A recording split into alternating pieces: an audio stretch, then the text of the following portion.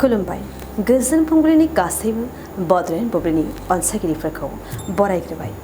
दिनै 20 आगस्ट रबिबारनि फानजामुथिखौ फरायथिनो लादों आं गेवलां हाज'वारिया।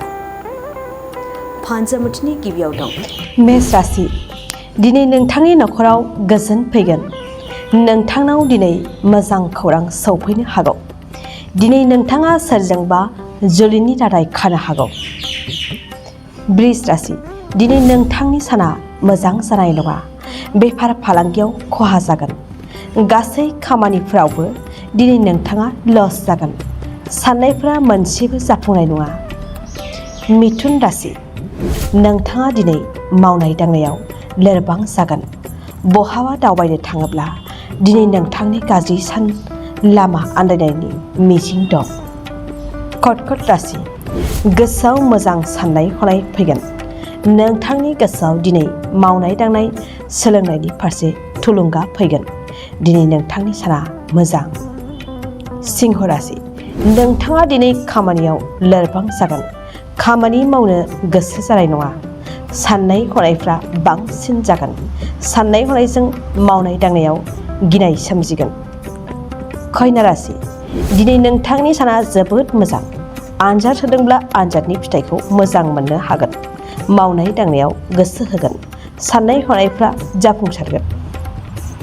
तुला राशि। दिनै नोंथाङा गोबां जेंनायाव गोग्लैगोन। जेरावबो जेरैबो खामानिफ्रा मोनसेबो जाफुंनाय नङा। दुखु दाहा जेंना जेंसिजों सहायनो गोनां जागोन। दिनै नोंथांनि साना मोजां जानाय नङा। वृश्चिक राशि। दिनै नोंथांनि साना जोबोद मोजां। नोंथांनि नखरा दिनै खुसिजों बुंफबगोन। नखराव गोजोन थासारि फैगोन। मोजां सान। धनु राशि। नोंथाङा दिनै बेफार फालांगि खालामोब्ला मुलाम्फा जागोन। बिजनेस मावोब्ला बिजनेसा जौगागोन। दिनै नोंथाङा धोन सम्पति आरजिनो हागोन।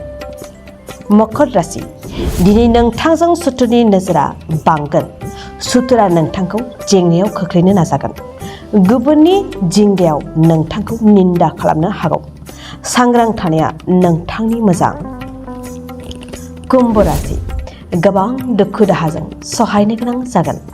साननाय हनायफ्रा मोनसेबो जाफुंनाय नङा। दुखु दाहाजोंनो गोसोआ लोरबां जागोन। नोंथांनि दिनैनि साना मोजां जानाय नङा। मीन राशि। दिनै नोंथाङा गोदान लोगो मोनगोन। गोदान लोगोजों सोमोन्दोआ थाबनो आवगायगोन। लोगोआ नोंथांखौ खैफोदाव हेफाजाब होगोन। दिनै सानसेनि राशि फरायथिनायाबो एसेनोसै। आसा खालामो नोंथांनि दिनैनि साना मोजाङै मोजां थांगोन।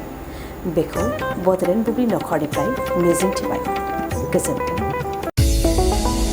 चिराङाव सावस्रि सिबिथायनि थाखाय मोनसे मोजां फाहामथायनि राहाखौ लानानै फैदों एसटि क्लिनिकआ।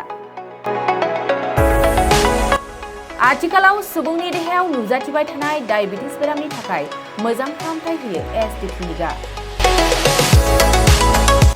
चिरां जिल्लानि SBI काजलगाव ब्रान्चनि लांगोनायाव फसंनाय एसटि क्लिनिकआव डायबिटिस बेरामनि अनगायैबो फाहामथाय होबावगोन लिभारनि जेंना आरो माखासे सरासनस्रा बेमारफोर। बे एसटि क्लिनिकआव डायबिटिस बेरामनि फाहामथायखौ होगोन जर'खा फाहामगिरि डक्टर समिक देबा। नोंथांमोना फुं आरो मोनाबिलि समावबो बे क्लिनिकआव फाहामथाय लानो हागोन। डक्टर, लेबरेटरि, मुलि, ECG सिबिथायनि खाबुफोरखौ बे एसटि क्लिनिकआव मोनजोबगोन। जुदि एसटि क्लिनिकआव रायजो राजाफ्रा गाव गावनि देहायारि जेंनाखौ फाहामथाय लानोबा नैबे मबाइल नम्बर 7002293924 एबा 9954687226 आव थोंजों मुं थिसननो हागोन।